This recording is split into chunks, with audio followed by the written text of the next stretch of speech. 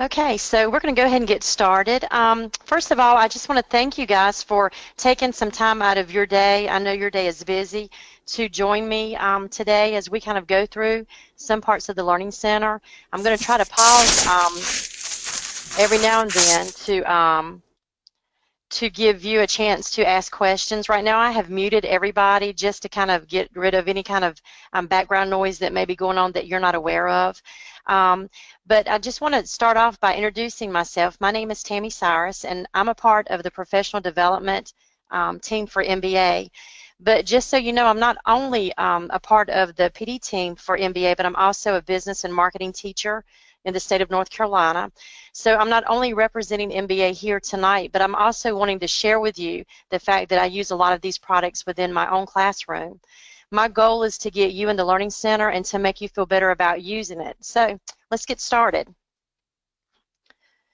Before I do get started, I want to make sure that everybody can hear me. So I'm going to unmute just so that I can get some feedback from you.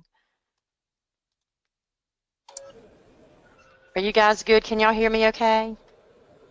Yes. Okay, awesome. So here.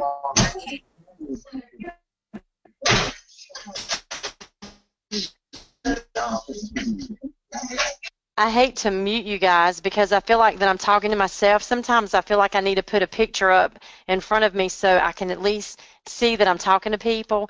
But just for the background noise that's going on, because there's so many people that's on the call, I'm going to mute you back, okay? If you happen to have a question, if you want to go in the chat box, I'll try my best to look, but I'm trying to focus on what I'm doing. So if I happen to miss it, you can't hit me over the head or anything because you're not here. But I'll try my best to kind of pay attention to the chat box as we're going along. So the objectives for tonight or this afternoon for some of you guys, because I know some of you guys are from other states, is to explain how to obtain an account for the Learning Center if you've not already done this, how to access the Learning Center, creating a course within it, as well as exploring the labs and customizing a course. I've got a lot of slides and information I'd like to share. I'm not really sure if I'll be able to cover everything, but I do know that there is a certain stopping point, and if we've got more time left at the end, I'll be glad to actually continue on as I can. I thought I had muted everybody. Let me just see. And I'm just so mean to them when I make up these quizzes. Why? Okay, there were 6 questions, and the answers are right there. Okay. But this one is question 1, whereas down here it's question 6. Oh, yeah. Debbie. I just moved the first one to the proper time, and then that way, then see. If you're set right, go ahead, copy. I don't really care. How many copied today's or the other day when you showed it to me the other day, too? Some. All right, there we go. Phew. Okay. All right, so where to start? The first thing that you guys need to know is that in order for you to actually be able to access the Learning Center, that you've got to get the information to MBA so that they can get your account set up. Currently, we have enhanced membership states, and I'm sure that there are some of you that are on the call that are coming from an enhanced membership state that gives you free access to the Learning Center. What that pretty much means is that your state department has paid for you to have teacher access to the Learning Center. Some of the states that are our member states that are not considered enhanced membership states, you still have the ability to have access to the Learning Center, but it just may be that there's a cost that either you, your school district, or your school would have to absorb that cost. But in order to get started, you need to make sure that you have an account with the Learning Center. And in doing so, if you have not already created a Learning Center account, you'll need to send your information to help me at mbaresearch.org, that link that's on the screen.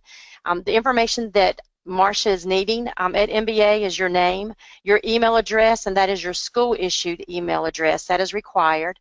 Your school name, your school address, and the city, state, and zip.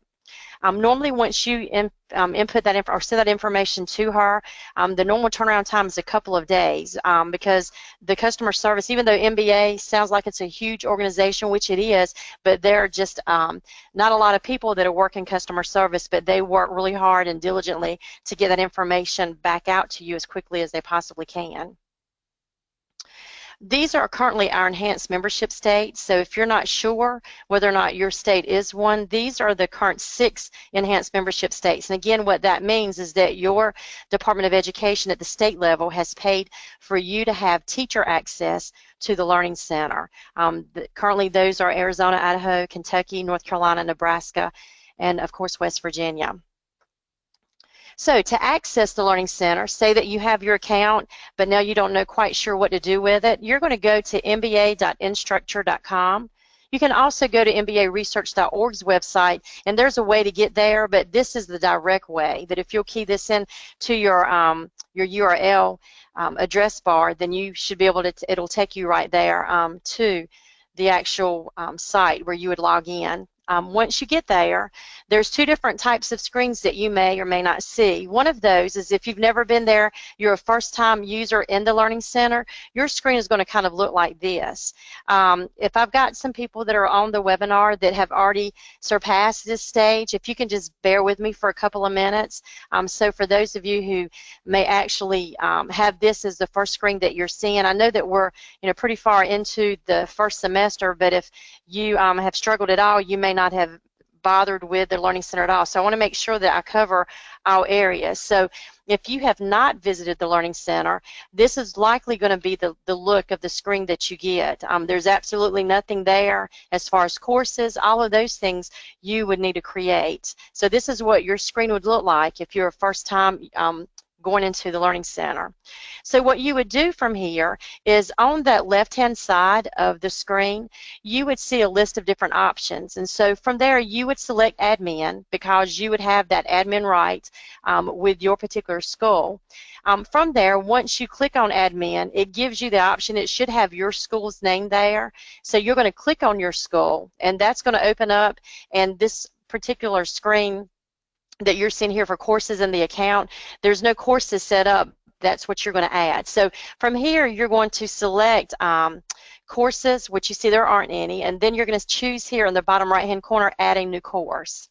So that's how you get it started with actually getting a course set up within your Learning Center. Once you click on to create a new course, then you get a dialog box that looks somewhat like this, where you actually name your course. And all of these are based on how you want to name your courses. So if you're teaching a class called Entrepreneurship or Advanced Entrepreneurship, like the example on the screen that you see, then you can name it that, or if you want to name it something else, you could do that as well. The reference code is just a code for you. What I did for my classes is I actually named it after the course number for North Carolina that I have there, and I added my name to the end of it just to show that it's mine, because other teachers within my school building can see all of the courses. So if someone else was teaching the same class that I was teaching, they would know that this particular course belongs to me based on the reference code. So I just kind of put my name there as well as the course number. The sub-account is going to be your school, and then the enrollment term is going to be what the current school year is. So it would be for 2017-18. If you have the option to do the default term, I wouldn't recommend that you do that. It pretty much doesn't end. Just choose your current school year at that point in time. I want to bring you back out and just ask at this point in time, are there anybody that has any questions? I'm going to unmute you for a minute to see if anybody wants to ask me before I keep going.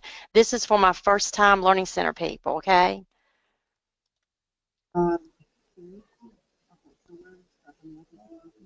Does anybody have any questions for me at this point?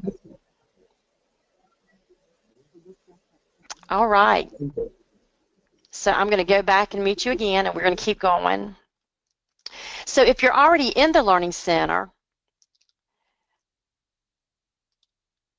then your screen may look somewhat like this, because chances are if you've gone in, you have probably already created a course. And so again, if you're already in the Learning Center, you are going to have a look that looks like this. If you want to create a new course, I don't know if any of you guys have sat in any of the webinars that we've had about the Learning Center, but we've just recently learned that this particular feature that's up here in this top right-hand corner is not one that you really want to use in creating a new course here. What we found out with this was that whenever you try to create a new course up in this right-hand corner, what happens is it goes into cyberspace somewhere. It does not stay attached to your school. And so if you name something, a new course, the same name as another teacher in another state somewhere, there may be a clashing or some type of conflict with that. So if you ever try to go to retrieve your course, you may have a hard time doing so. So the new thing that we try to emphasize and want to emphasize is to make sure that you do not, absolutely do not create a new course with this top right hand corner. As you're building different courses, because I'm assuming that some of you guys teach more than just one type of business and marketing course that you would use lab modules for, whenever you want to create a new course, you actually always go back to your admin option over on the left hand side of your screen. That you go there and you go back through the same steps that you did to actually create a course through that. In doing so, that ties your course into your school. But if you have done this at all on this particular start a new course, then you're running the risk of not being able to retrieve that course somewhere down the road just because of the fact that it's not tied into your school. Are there any questions about that? Yeah. And that's what you go ahead and do. You subtract that and subtract that to get a new total. But that doesn't okay.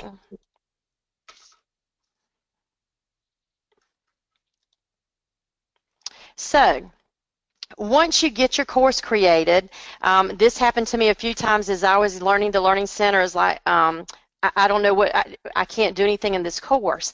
So it's important that once you've created your course that you add yourself as a member of your course. So what you'll do with that is you are going to go back to your courses and you'll see your actual new course has been created, and you'll have some of this information based on whatever you put there, but you'll have the option for settings here. And at this particular option, you'll create, go ahead and click on it. And also when you click on it, it's going to give you this particular screen where you have the option for people. So you'll click on people from there. And once you do, this is where you actually will go in and you will click on the plus people and you will add yourself. You'll add yourself by adding your email address. Your email address, which is the one that MBA has you with, which is your school email address. And you'll also identify your role, which would be as teacher.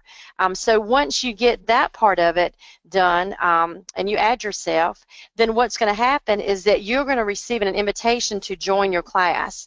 Once you have received that invitation to join, you accept it, and once you accept it, then you are now in the class as the teacher, and you can start building your course from there. In the event that you happen to have the ability to add students to your course, and what that means by that is if you are an enhanced membership state, your state has paid for your Learning Center for the teacher, but there is also an interactive component for your students that allows your students to be added to your courses, for them to be able to participate in some of the post-tests, the learning guides, the activities, a lot of the things that they can have access to directly on the Learning Center. That is not a part of the teacher package that comes with what is purchased when you purchase a teacher subscription, or if in the enhanced membership state, if your state has purchased that for you, they only purchase access for the teacher. So if you would like to have student access to it, there is this is an additional charge that is there. But in the event that you did have that interest, you would go right back to the same place that you would go where you added yourself. I see a message. Let me just see real quick.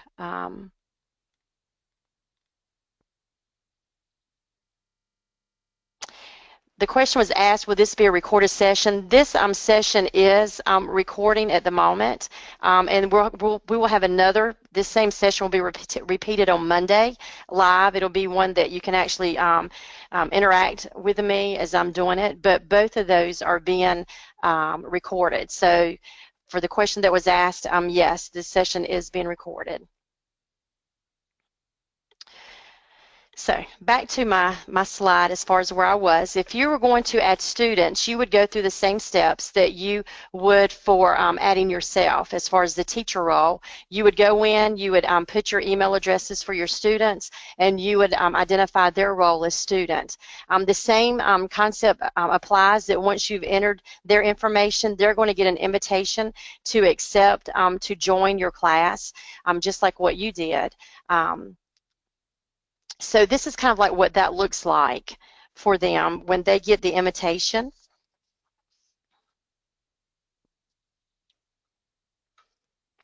So they'll get the invitation, and it says that it's going to go. If you notice on this one, I intentionally put this up here as a resend invitation, because even though you add your students there and you can't figure out why in the world they're not getting the invitation, they cannot see that invitation until you actually publish your course. This just gives you, it's a safeguard that gives you an opportunity to build your course and then to give them that access. So you can set up adding your students, but they actually will not get the invitation to join your class until you publish it. So I want to make sure that you guys were aware of that too, so that wouldn't be a puzzle to you in the event that you couldn't figure out why students were not able to see your stuff since you had sent out the invitation.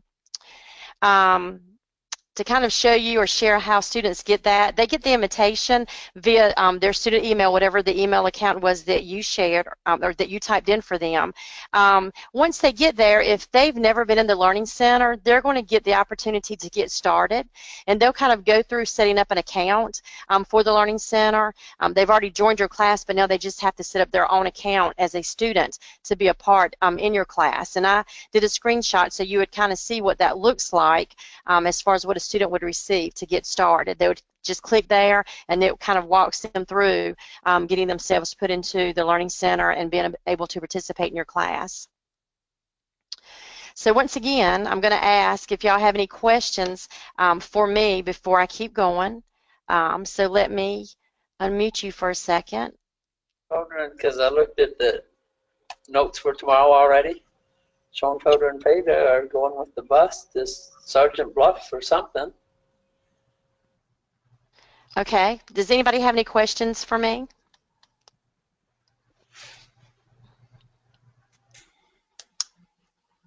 You guys are still good? Are y'all still there? I see people. Right. So when you go to, the question was asked, when you go to mba.instructor.com, it goes straight to the Canvas screen. It should prompt you, unless you've already been there, to log in. And so to log in, it's pretty much going to be whatever your email address is that you submitted to set up, and then whatever your password is. So were you I'm not sure who asked me that question, but okay, so you've never set up an account. I don't know if have you been on since the beginning, Cammie, so that you can see what information is needed to make sure. Okay, so if you want to take that, help me at mbaresearch.org and mail that information in, you'll be able to get your account set up at that point in time. And then once you get that email back from MBA, then you should be able to go back to mba.instructor.com and be able to get logged in with your information. Okay. All right. So thus far, I have taken you through the setup process of getting into the Learning Center, of adding a course, of adding yourself, of potentially adding your students if your students were to have access to the Learning Center. So now what I want to do is just kind of explore the labs and let you kind of see what that looks like. So the next few slides are going to pretty much be based on that so that you can see. So again, I'm going to, right now it's kind of quiet on your end, so I'm going to kind of keep you open because I feel like, again, that I'm talking to myself. So if you have any questions for me, to please ask. So once you get yourself in, You've got your course all set there, but there's absolutely nothing in it. So what you need to do is to be able to go and get your labs. Your labs are located in the Commons section of MBA. And so when you look at the Commons section, you'll just click there, and once you go in, this is kind of what it looks like. Not necessarily like this, but it looks like a search bar for you. And I've gone ahead and did a screenshot when I created this PowerPoint to share with you guys just some things of what it would look like. And so on my search was actually for NF-002. And if you notice that when I actually did that, is the first thing that shows up. I don't know how well you can see my screen. I'm hoping you can see it well enough to see that in the search bar, that's exactly what I typed in. In the course guides that you use, there are numbers or several different ways that you can look for labs. You can look for labs using keywords. You can look for labs using the actual name or the actual number of that lab, whatever that lab number is called. In this case, I used the lab number. Don't know if you really pay attention to the fact that I did all caps. The reason I did all caps is when you do all caps, it shows up differently than if you do lowercase. Like if I would have done lowercase NF, it would have still showed up in the search. It just wouldn't have been the very first thing. So if you can just kind of put that in memory for yourself, that when you're looking for lab modules, to use all caps when you're keying in using the actual lab number, that's going to help narrow down your search, and it's going to put it pretty much at the forefront for you so that you can find it a lot quicker. So you would actually type that in. Once you found a lab that you were looking for, whoops, let me go back one. Then you would, the way that you would access it is you would click on the link of the lab name. The blue hadn't gone anywhere as far as being the link. It's still considered to be a link in the Learning Center.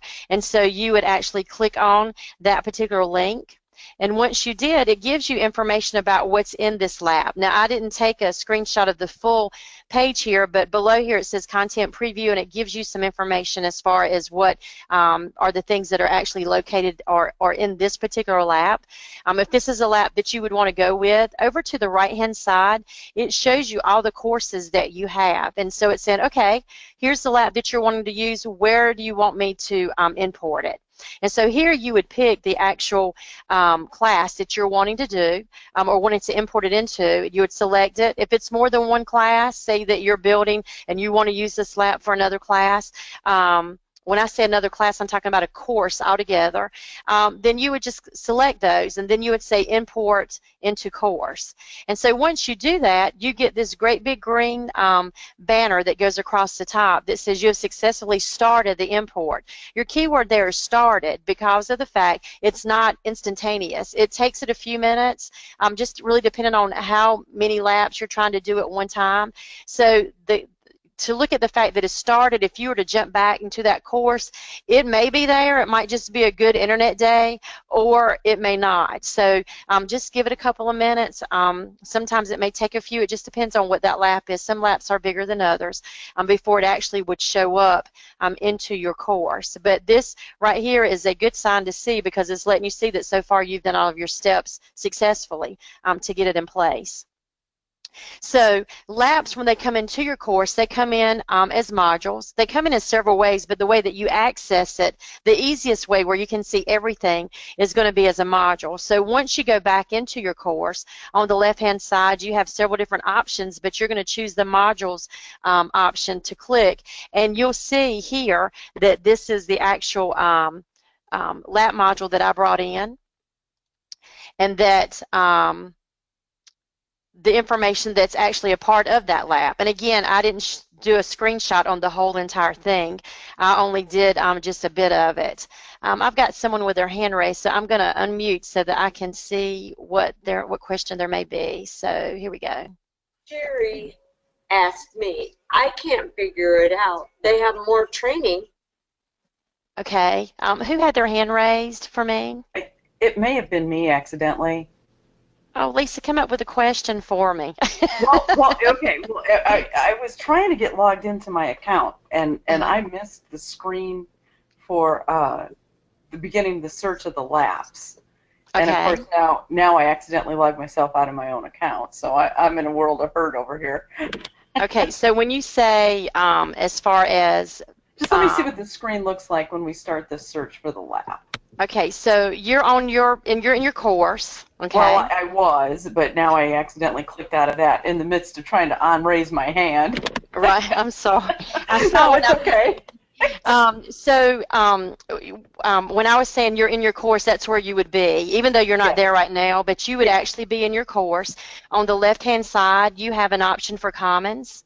I don't know if y'all see my mouse moving, but I'm all over the place with my mouse. But that is the Commons area where that red arrow is pointing on the screen. Okay. That's where you would go, and then that's where you would key in your lab number, keyword, or whatever. Okay. That's where that would be. Okay. All right. Thank you. All right, so let me go back to here. So this is where I kind of stopped you guys as far as with your modules. That's where they're located. So once you get there, again, I've shown you how to get in, to create your course, to add yourself, potentially add students, to go out to the Commons folder, to pull in your labs. But now I just kind of want to share with you what the labs are. And I'm going to think that I've probably got lots of people that are familiar with labs, but I want you to be able to identify what they look like, because if you've used the hard copies in the past, or you've downloaded and used, then it looks a lot different. It's the same, but it looks a lot different than it does when you have the actual piece, the actual student handout in front of you. As a matter of fact, one of the things that I would encourage you to do is, if you have access to a printed copy, is to put that in front of you when you're looking at your Learning Center, so that you can compare the two to see just how similar they are, although they look different. So when we're looking at the elements of this, somebody just sent me a message about not seeing courses, and I'm gonna tackle that question in just a few minutes if you'll just bear with me. Hopefully I'll be able to help you with that one. So on the elements of a lab, here are some of the things that you're going to see more often than not. These sections are pretty repetitive with just about every lab. There may be some labs that have additional elements of it, but these are pretty your old faithful that you're going to see just about every time. You've got your components of the student handout. You've got the Explore the Web, Proof of Learning, downloadables, the instructor section, and then you've got feedback. That's there. So let's just take a look at those and just see what that is really referring to. So when I say the student handout, if you're not familiar with LAPS at all, and this is all new to you, when you look at a LAP module and you see that it goes on for what seems like forever, just know that you don't have to teach every single or use every single thing that's in a lab. You customize it to fit your classroom, but everything is centered around this student handout. So you don't want to leave the student handout out of it at all. You want to make sure that you're using that, because your activities, your post-tests, your learning guides, the discussion guides, everything is built around this student handout. So I can't emphasize just how important it is that you keep the student handout as like the center of whatever instruction that you bring into your classroom using the LAP modules. So when you're looking at this, on the left-hand side of this screen, I have the actual copy of a student handout, or a PDF file if you wanted to download it from the Learning Center. And then on the right-hand side, I have what the Learning Center, what it looks like in the Learning Center. And so when you're looking at the Learning Center, it looks like there's a lot of things and they're not the same, but they are the identical same lab. What has happened with the Learning Center, which is kind of cool, just depending on how you use the Learning Center, the LAP modules within your classroom, is that each one of these sections are broken down into individual sections within the Learning Center. So, for example, you've got your So What right here, and you've got the little piece or the little section underneath this LAP module called So What. If you clicked on it, the only thing that you would see is that those paragraphs of information about the So What. So it would help simplify things for your students if that's the only thing you wanted them to focus on, to introduce them to the topic within that LAP module for the day, without giving them the whole entire handout if they had access. And even if they don't have access, you could still, it puts it in a way that you can copy it and paste it and put it in a Word document or whatever, so that you could put it up in your own learning management system if you're using something else. The other headings that you see here, like environmentally conscious, that is right here, and then all of these little sections are different headings that are all throughout this particular handout. And if you continue to look down, I think it's clear enough that you can see. And if you're familiar with lab modules, at the end there are two different objectives that are on this particular one, and most of those have those two objectives, an A and a B. So at the end of objective A, you've got recall questions. You've got a summary of everything that you just, your students read or you read for that particular objective, but then you've got some total recall questions for the students that you could use as exit tickets, or homework, or class discussion board, however you wanted to bring those into the classroom is how you could use those. And then if you notice here, you've got yes, you can scan. You can't see that in here, but that would be like a few pages into your student handout that you would have another section within that lab module or the student handout that you would have. And just like what you see with the objective A, the total recall, you've got total recall questions for B as well. So then this is just another screenshot of the inside of, and these are your total recall questions that are here on this particular one. And again, I just kind of drew some arrows to let you see that all of this looks like a whole lot of stuff, but it's just really breaking down the sections within that student handout so that you can kind of customize that to work any way that you want to use it within your classroom. All right, so I've got someone that has raised their hand, so I'm going to unmute you so that I could figure out if there's a question I can answer right now. Okay? Who had their hand raised?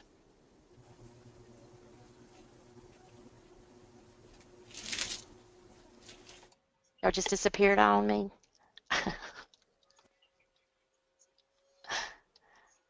Nobody has a question for me right now. Okay, so I'm going to keep going.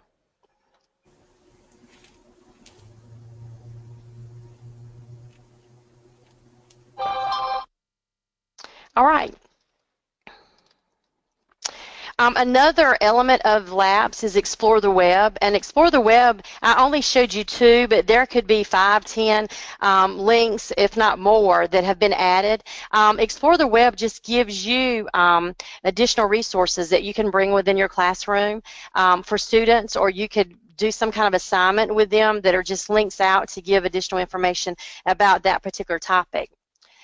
Then you have proof of learning, and proof of learning on this one happens to be an older lab that was done, and when I say older, the labs pretty much have a 5-year life expectancy. I don't know if that's really the right word, that trying to keep the information up to date.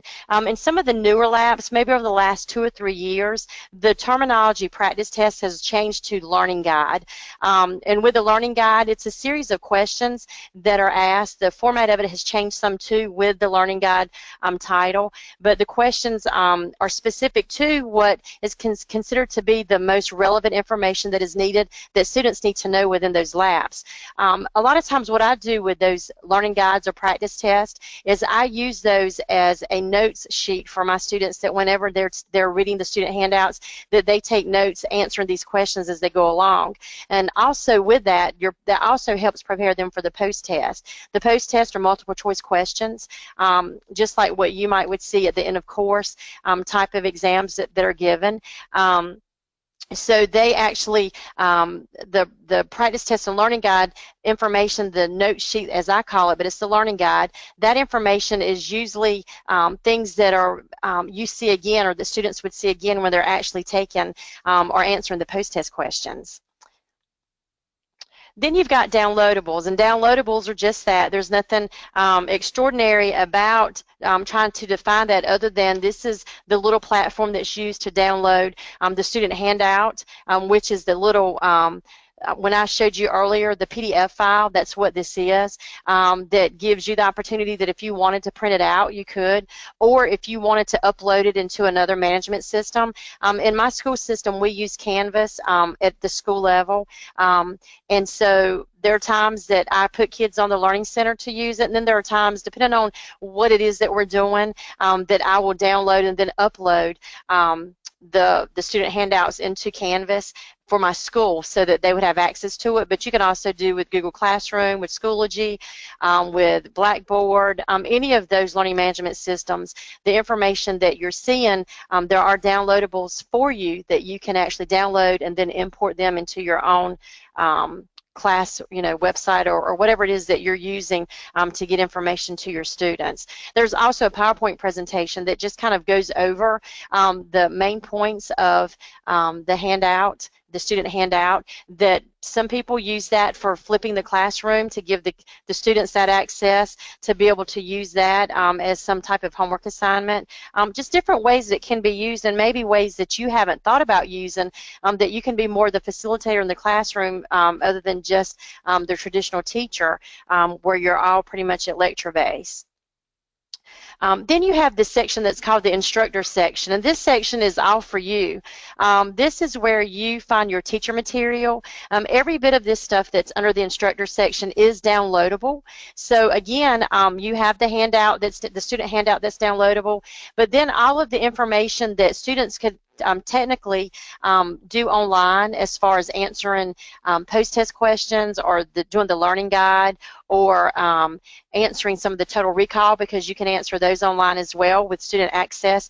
But any of those things can be downloaded so that that you can actually, again, use those, customize them the way that they work best in your classroom, and then upload them back into your learning management system. So everything that you're seeing in the Learning Center has a downloadable component to it. So you're not confined just to using it. If you do not have the ability or the funding to be able to have student access the Learning Center, you can still treat that as your own filing cabinet, create the course for yourself and upload things to it, add things to it, and make it your own, just where you have that course housed for yourself to be beneficial, where you can get your hands on things quickly.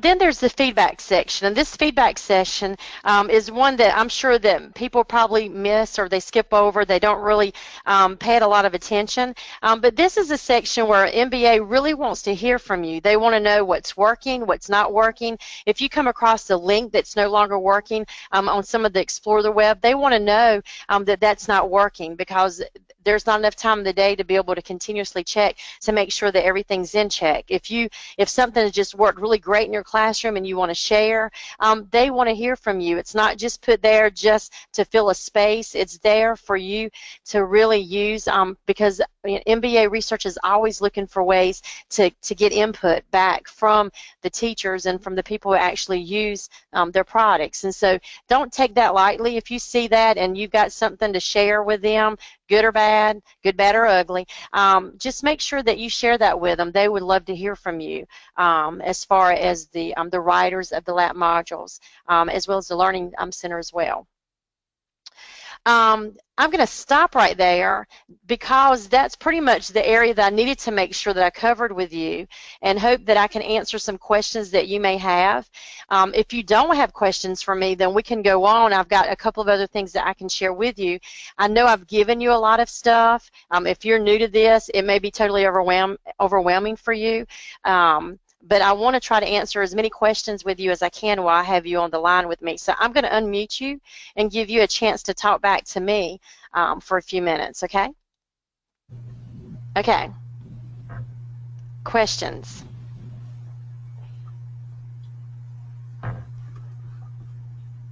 No. I don't bite. I don't bite.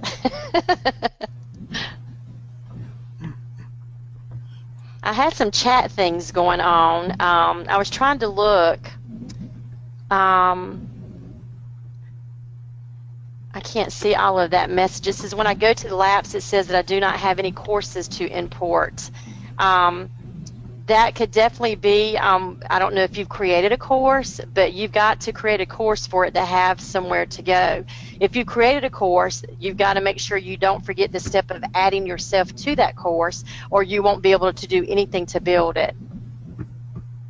I don't know if that helps you, Nicole, if you're still on the line. I'm not sure if you're still on the line.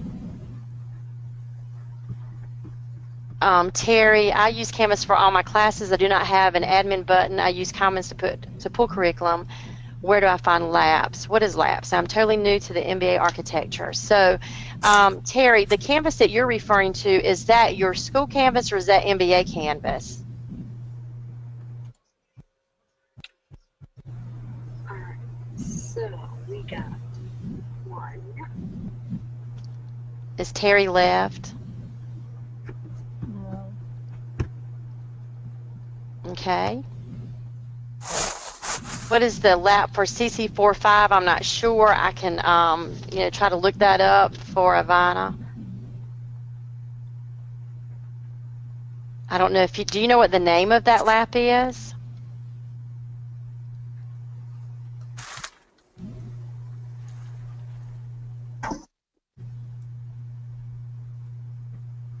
All right, so someone asked, can you walk us step by step on how to create a course and step by step how to add ourselves?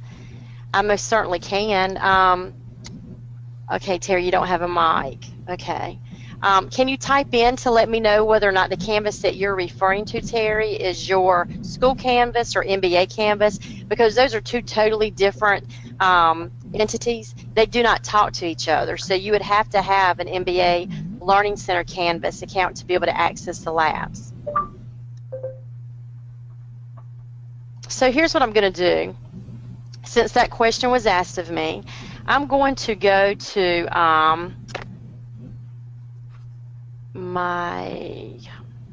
this is my actual account, and just so you know, I'm not this busy teacher like what you see. All of these are sandboxes for me except for a couple of them, just because of being able to show you how to create a course. So that question was asked if I could show that to you, and I do have a few minutes that I can.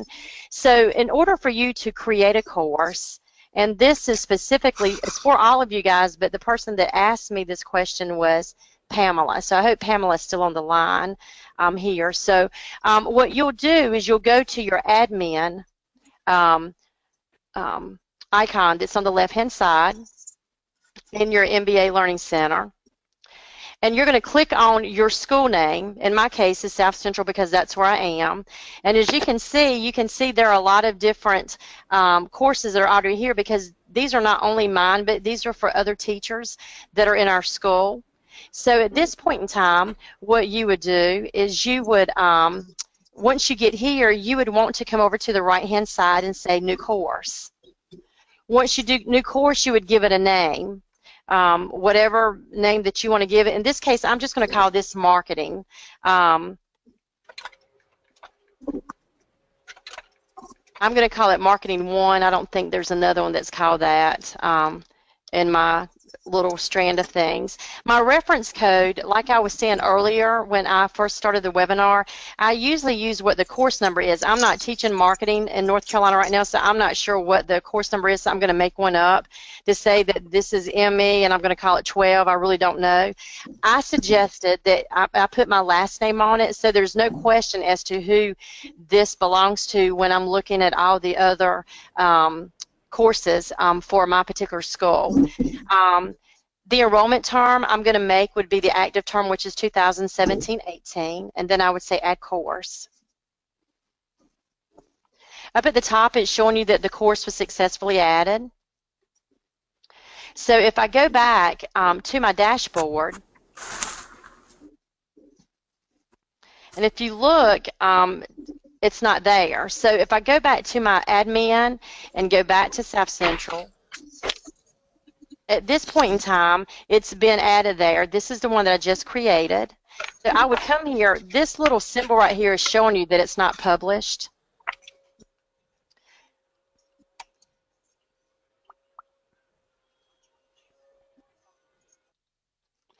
So I would go to Settings. And I need to add myself. I can't do anything with this course until I add myself. So from here, what I would do is I would go to People, and I'm going to say plus people, and I would type in my email address.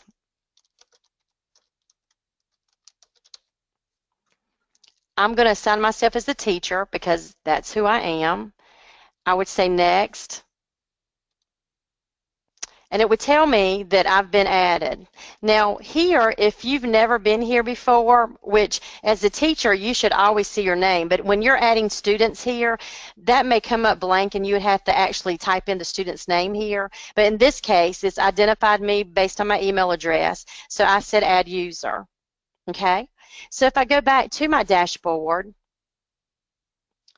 you'll see I have a message up here that says you've been invited to join Marketing One as a teacher. So I would accept it.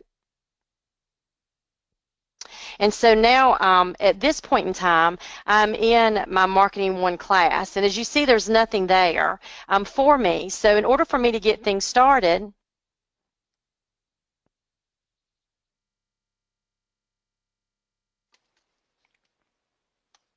then I would come here, and then I would start looking up whatever the lab module is that I need. In this case, can't think of one right off the top of my head, so I'm just going to put one. And like I had said earlier, to make sure that you use all caps, I'll do 11. To make sure that you use all caps so that it'll go ahead and go up towards the forefront. It won't be so far down. So say this is the one that I want to use. Then I would click on the link. This is showing me the information. This is the content preview as far as all the stuff that you see in it. And before, you saw I only had 2 Explore the Webs on the other one that I was showing you. This one has several. And again, you're seeing some practice and post-test stuff. And then you have the instructor section. And again, all of this are things that you can download and then upload into your own learning management system if you are not able to, or you're not interested in having your students be interactive within this particular, in the Learning Center. So then once you discover, yep, this is the one I want to go with, then this is the one that I created. So I would click on Marketing One that I want to import this into the course. I would click it. I get my green little information banner at the top that lets me know that it has started. Started is your keyword. So then if I go to the course itself and go into marketing,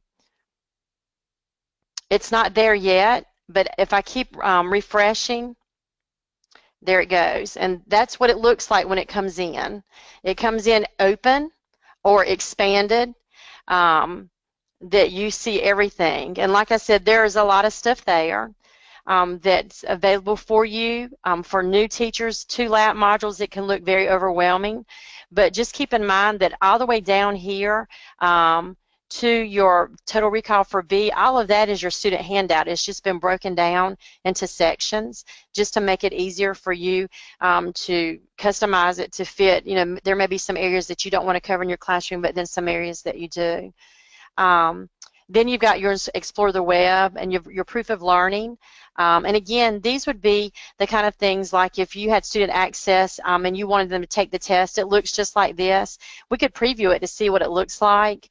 And it shows you the questions that are there as far as that they would be responsible for answering.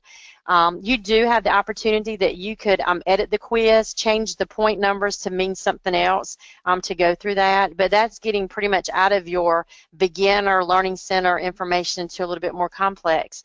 I'm with it, but it is doable for you to be able to do it. And then at the bottom, again, you've got your instructor section with everything that's broken down for you that you can actually download. All of these means that you can download them. And all of this right here means that none of it is published.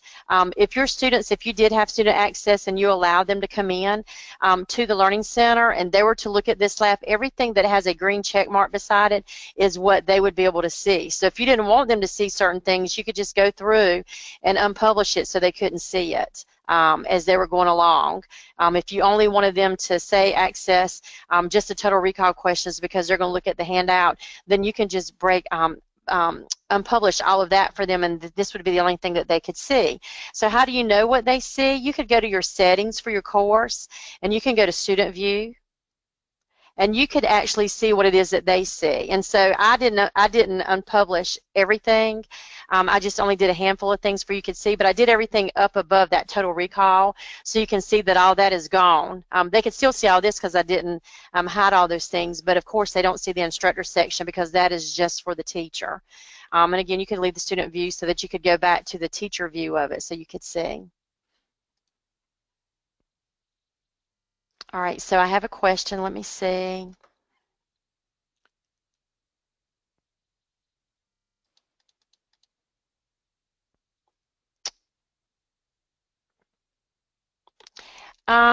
The question was asked from Tim whether or not there are recommendations within Canvas for which laps would go with each different Ask exam. There are a lot of different Ask exams. I'm not sure.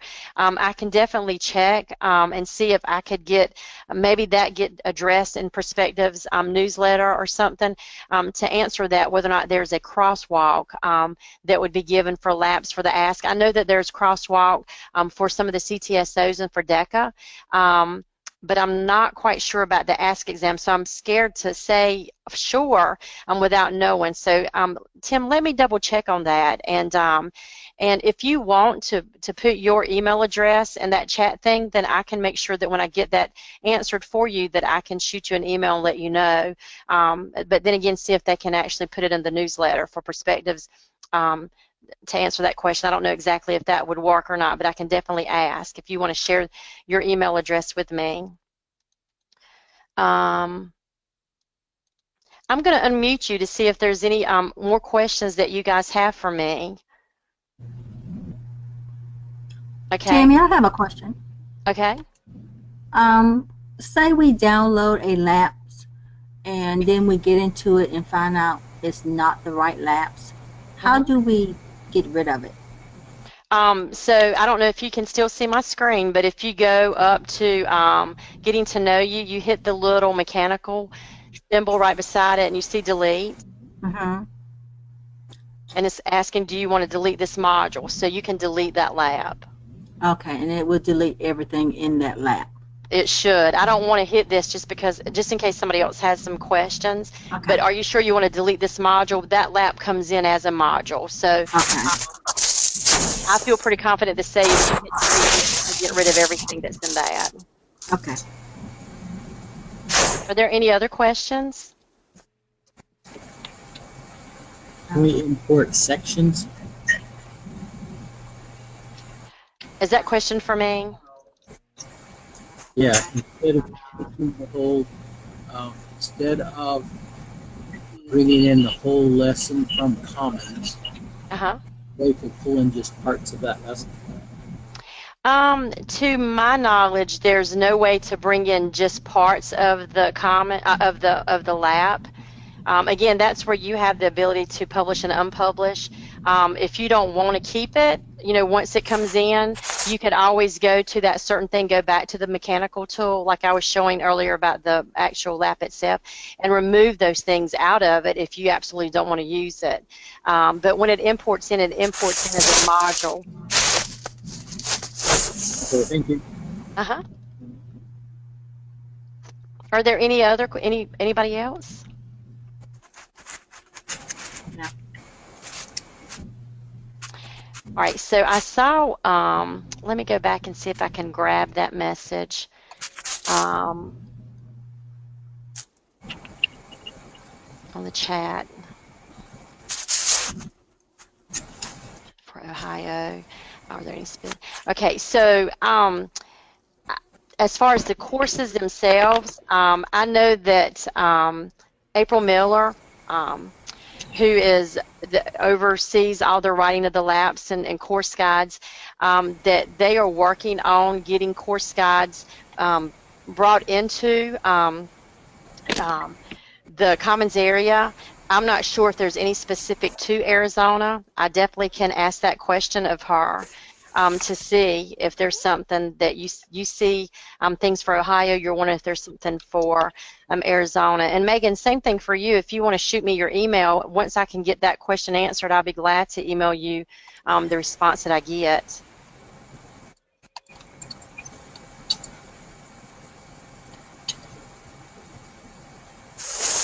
Are there any other questions?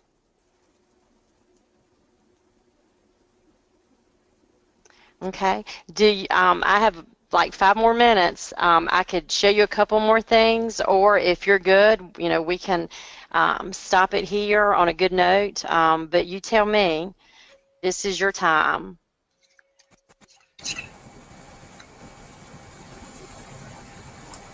I don't want to give you information overload.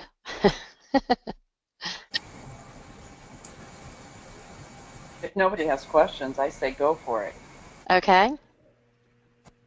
So let's go back over here to it and just take a look. One of the cool things, one of the new features, and I'm going to mute you just because I'm hearing a little bit of background noise.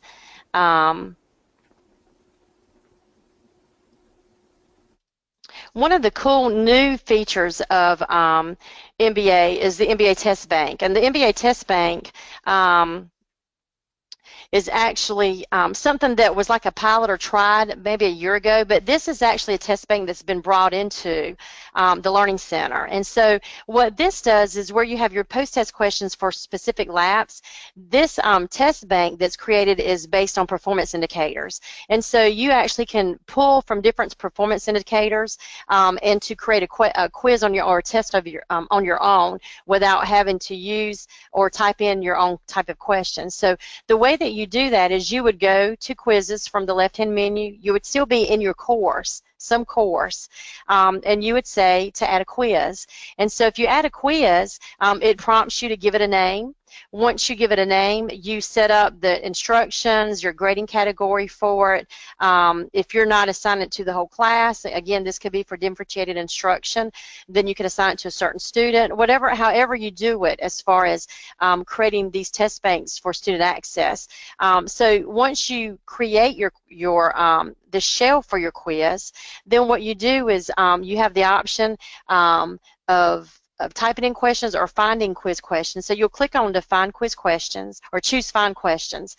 You'll scroll through all of the different ones on the left-hand side of this screen here, or all of your different performance indicators. It lets you know how many questions fall under those performance indicators. And then you kind of just go through and you select those questions that you want to bring in. Once you do that, at the end it says add selected questions. You do that, and then you save and publish it, and voila, you have a quiz that you've created from the test bank that MBA has provided. So I'm going to open that up again to see if you have anything for me about that one. Has anybody tried that already? I looked at it, but I didn't see where to get the questions. Now I know. Okay, so if you do the find questions, you get this, huge database of questions. And like I said, they are broken down based on performance indicators. So that it gives you a chance if you're doing something, with emotional intelligence, then you go to your EIs or economics, your EC, to look at your performance indicators to be able to find those questions, and then, put that together to customize your quiz for your class. Tammy. Yes. If we don't have the student access, we didn't pay the extra to have that, do you know how to download the quiz out of the MBA and then upload it into our regular Canvas? That is a question that came up during Conclave, and that is a question that I gave to April, hoping that we can get some resolve or figure out if that's possible, exactly what needs to be done. So once I can get that information, whether or not it's possible or verified, then I'll definitely make sure that I pass that along. And I'm sure, again, keep an eye out on your Perspectives newsletters, because they're trying really hard that when they're putting information in the newsletters that they're giving that informative type stuff. Okay.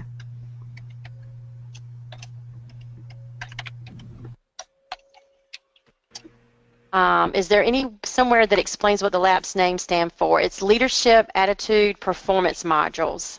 is what that stands for. And actually on November the 1st, I think it is, I am doing a best practices labs where best practices for labs, where I'm going to kind of tell you what labs are, but also tell you how to use some of the elements of labs within your classroom, some of the ideas that you can use. Don't know if you have time to participate in that one, but that is what LAP stand for, is Leadership, Attitude, Performance modules. I've already signed up for the November 1st. So no, I mean Nicole, do you use the course guides at all for MBA?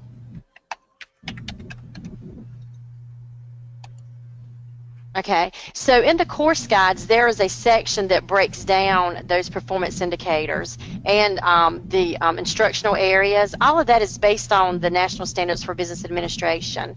And so all of those things can actually be broken down. The other thing that you'll see in this particular section of your course guide is what your what the level of the that students would know in the course guide, whether it be career sustaining, which would be a CS. I don't know if you've seen any of those. There's a whole different another webinar that just kind of deciphers or decodes that information as far as prerequisites and career sustaining, specialist, manager, owner, the level of material that's covered in some of those performance indicators. But there is a section, the course guides have been updated, and I'm not quite sure which section that is in. It used to be, I believe, in section 3 of the course guides. I've got one in front of me. I was trying to get my hands on it. That would explain that a little bit better as to what each one of those stood for. But there are a lot of them.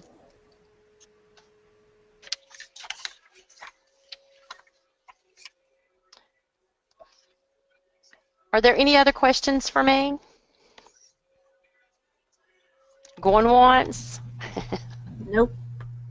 Okay, well, thank you guys for stopping by. I hope that you are able or were able to get some takeaway from this session. And good luck, and just, you know, hang in there. It does get easier as you get more familiar with it. If you have nothing else from me, good night, guys. Good night. Thank you. Thank you.